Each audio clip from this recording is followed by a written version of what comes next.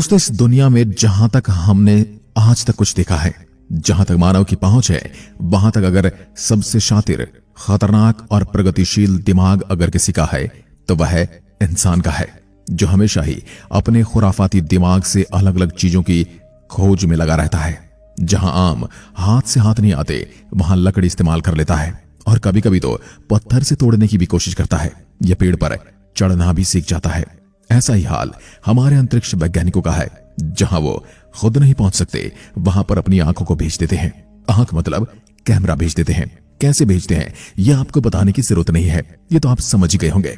अगर नहीं समझे तो आज हम आपको ऐसी दो आंखों की यात्रा के बारे में बताने वाले हैं, जो पिछले 41 साल से हमें ब्रह्मांड के अलग अलग नजारे दिखा रही हैं। दोस्तों, खोज करना मानव जाति की एक फितरत होती है, जिसके लिए वो किसी भी हद तक जाने के लिए तैयार रहता है, और मनुष्य समय के साथ अपनी खोज का दायरा बढ़ाता ही रहता है। पर क्या हो अगर हम ऐसी चीज की खोज करें जिसका कोई अंत ही नहीं है। जी हां दोस्तों, हमारे ब्रह्मांड के बारे में बात कर रहा हूं, जिसका कोई अंत ही मौजूद नहीं है और जिसमें अरबों खरबों तारे, करोड़ों आकाश गंगाएं, ग्रह, नक्षत्र और न जाने क्या क्या मौजूद है। और मानव सभ्यता की इस खोजी फितरत ने जन्म दिया मानव इतिहास के अब तक के सबसे महान अंतरिक्ष अभियान यानी वायेजर मिशन को। दोस्तों, बात करीब 45 साल पहले की है। वर्ष 1977 के अगस्त और सितंबर महीने में अमेरिकी स्पेस एजेंसी नासा ने 2 अंतरिक्षयान धरती से रवाना किए थे, जिन्हें वायेजर 1 और वायेजर 2 नाम दिया गया था। यही वो 2 आंखें हैं जिनके बारे में मैं आपसे बात कर रहा हूं। वायेजर 2 को 20 अगस्त को अमेरिकी अंतरिक्ष सेंटर कैंप कनावराल से छोड़ा गया था। वहीं वायेजर 1 को 5 सितंबर को रवाना किया गया था। इनके मुख्य उद्देश्य सौरमंडल के ग्रहों के जुपिटर, सैटर्न, नेपच्यून और यूरेनस से जुड़ी महत्वपूर्ण जानकारियां जुटाना था। इनके लॉन्च के लिए साल 1977 को चुने का मुख्य कारण था जुपिटर, सैटर्न, यूरेनस और नेपच्यून ग्रहों का एक फेवरेबल अलाइनमेंट। वायेजर मिशन के साथ हमने कुछ रिकॉर्ड छोड़े हैं, जिन्हें गोल्डन रिकॉर्ड कहा जाता है। इन रिकॉर्ड्स में क्या क्या है, चलिए जानने की कोशिश करते हैं। इन दोनों यानों के साथ एक गोल्डन रिकॉर्ड भी अटैच किया गया है। गोल्डन रिकॉर्ड का एक गोल्ड प्लॉटेड कॉपर डिस्क है, जो कि एक फोनोग्राफ रिकॉर्ड है, जिसमें मानव इतिहास के अब तक के कुछ महत्वपूर्ण इमेजेस और साउंड को रिकॉर्ड किया गया है, जो मानव इतिहास के अब तक के सफर और हमारी धरती के डाइवर्सिटी और कल्चर को दर्शाते हैं। वर्तमान समय में वायेजर 1 हमारे सौरमंडल को छोड़कर इंटरस्टेलर स्पेस में पहुंच चुका है। अभी यह हमारी पृथ्वी से करीब 21 अरब किलोमीटर दूर मौजूद है। यह दूरी इतनी ज्यादा है कि वायेजर 1 से धरती पर संदेश आने जाने में करीब 36 घंटों का समय लग जाता है। वो भी तब जब ये रेडियो संकेत 1 सेकंड में 3 लाख किलोमीटर की दूरी तय करते हैं, यानी लगभग प्रकाश की गति से चलते हैं। वहीं वायेजर 2 हमारी पृथ्वी से 17 अरब किलोमीटर दूर मौजूद है और यह वर्तमान समय में इंटरस्टेलर स्पेस में प्रवेश कर चुका है, जिसके साथ ही यह इंटरस्टेलर स्पेस में प्रवेश करने वाला दूसरा मानवीय मिशन बन चुका है। यह दूरी इतनी ज्यादा है कि वायेजर 2 से धरती तक संदेश आने में करीब 30 घंटों का समय लग जाता है। वायेजर मिशन और एक लंबा सफर, यानी वायेजर मिशन का यह सफर कहां तक जाता है। करीब 41 साल बाद ये दोनों यान अच्छे से काम कर रहे हैं और मानवता की निशानी दूर ब्रह्मांड तक पहुंचाने का काम कर रहे हैं। पर अब समय के साथ ये दोनों बूढ़े हो चले हैं। इनकी ताकत बेहद कमजोर हो चुकी है और इनकी तकनीक भी अब बेहद पुरानी हो चुकी है। आज वायेजर यानों से आने वाले संदेशों को पकड़ने के लिए नासा को काफी मशक्कत करनी पड़ती है, जिसके लिए नासा ने दुनिया भर में बहुत सारे रेडियो संकेत सेंटर बना रखे हैं।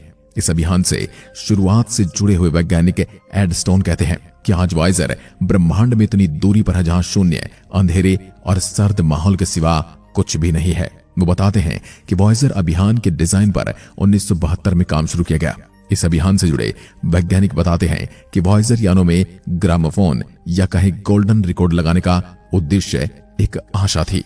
आशा ये थी कि धरती के अलावा ब्रह्मांड में यदि कहीं जीवन है, और ये तो सभी मानते हैं कि ब्रह्मांड में कहीं न कहीं जीवन अवश्य है, पर वो हमारी पहुंच से कितना दूर है, बस यही एक सवाल है। यात्रा करते करते जब किसी और सभ्यता को हमारा वायेजर यान मिले तो उसे मानवीय सभ्यता की एक झलक इन ग्रामोफोन रिकॉर्ड के जरिए मिले। यानी वायेजर सिर्फ एक अंतरिक्ष अभियान नहीं, बल्कि सुदूर ब्रह्मांड को भेजा गया मानव का संदेश भी है। ये ग्रामोफोन तांबे के डिस्क से बने हुए हैं, जो आने वाले करीब 1 अरब सालों तक सही सलामत रहेंगे। इस दौरान अगर वॉयजर किसी सभ्यता के हाथ लग गया तो ब्रह्मांड में कहीं बसा हुआ है, तो इन ग्रामोफोन रिकॉर्ड के जरिए उन्हें मानवता के होने का और उसकी प्रगति का संदेश मिलेगा। अपने इस लंबे सफर में इन्होंने रास्ते में क्या क्या किया, किस किस ग्रह और किस किस प्लेनेट की इन्होंने हमें जानकारी पहुंचाई। सबसे पहले जानते हैं बृहस्पति ग्रह के बारे में। लॉन्च के 18 महीने बाद यानी 1979 को वॉयजर 1 और वॉयजर 2 ने जुपिटर यानी बृहस्पति ग्रह के बारे में जानकारियां जुटाना शुरू किया। दोनों यानों ने बृहस्पति ग्रह के बेहद ही साफ और दिलचस्प जानकारियां भेजी। वॉयजर यानों ने कई अनसुलझे रहस्यों के जवाब दिए। जैसे वॉयजर अभियान से पहले माना जाता था कि केवल धरती पर ही ज्वालामुखी मौजूद हैं, पर वॉयजर यानों द्वारा भेजी गई जानकारियों से पता चला कि बृहस्पति ग्रह के चंद्रमा पर भी ज्वालामुखी मौजूद है। नासा के सीनियर वैज्ञानिक एड स्टोन का कहना है कि वॉयजर अभियान ने सौरमंडल को लेकर हमारे तमाम ख्याल गलत साबित कर दिए। पहले हमें पता था कि केवल धरती पर ही सागर मौजूद हैं, पर वॉयजर ने बताया कि बृहस्पति के चंद्रमा यूरोपा पर भी मीठे बर्फ के परत के नीचे विशाल सागर मौजूद हैं। वॉयजर यानों ने शनि ग्रह के बारे में भी कई चौंकाने वाले खुलासे किए। वॉयजर मिशन और शनि ग्रह क्या कहता है, उसने शनि ग्रह के छल्ले यानी कि रिंग्स की कई तस्वीरें भेजी, जो हमें बताया कि शनि के उपग्रह टाइटन में हाइड्रोकार्बन के सागर मौजूद हैं, जो इथेन और मीथेन से मिलकर बने हुए हैं। वॉयजर अभियान के जरिए हमें शनि के छोटे से चंद्रमा एनसेलेडस के बारे में कई मुख्य जानकारी के बारे में पता चला था। आज अगर सौरमंडल में जीवन की सबसे अधिक संभावना कहीं मौजूद है तो वो शनि के चंद्रमा एनसेलेडस पर मौजूद है। वॉयजर यानों से हमें यह भी पता चला कि शनि ग्रह के चंद्रमाओं में अपार संभावनाएं छिपी हुई हैं, जिसके लिए हमें नए अभियान भेजने की जरूरत है।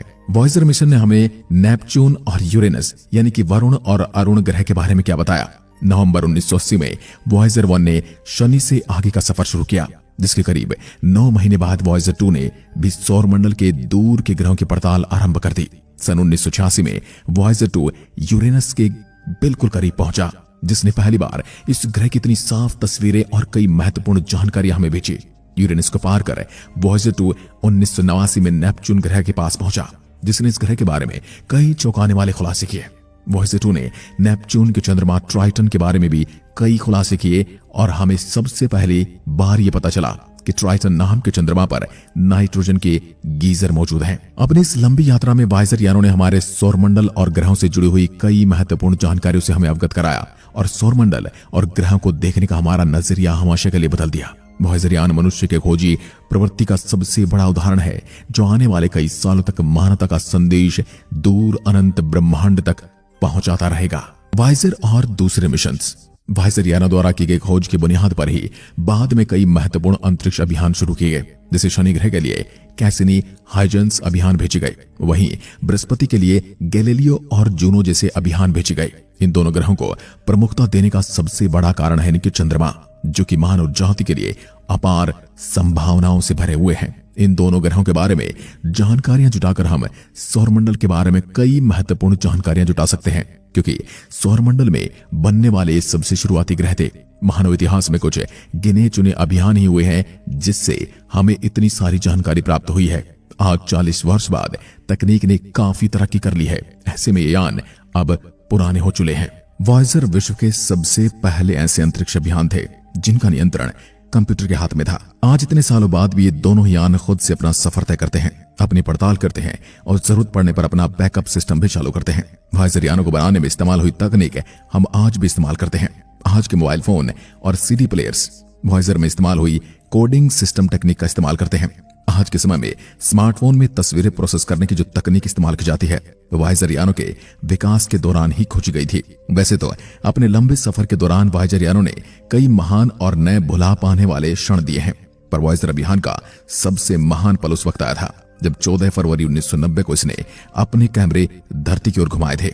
उस दौरान पूरे सौरमंडल और ब्रह्मांड में धरती सिर्फ एक छोटी सी नीली प्रकाश जैसी दिख रही थी। आज की वीडियो में बस इतना ही। अगर आपको ये वीडियो पसंद आई तो लाइक कीजिए और ऐसी वीडियोस के लिए हमारे चैनल को सब्सक्राइब जरूर करें। धन्यवाद। जय हिंद, जय भारत।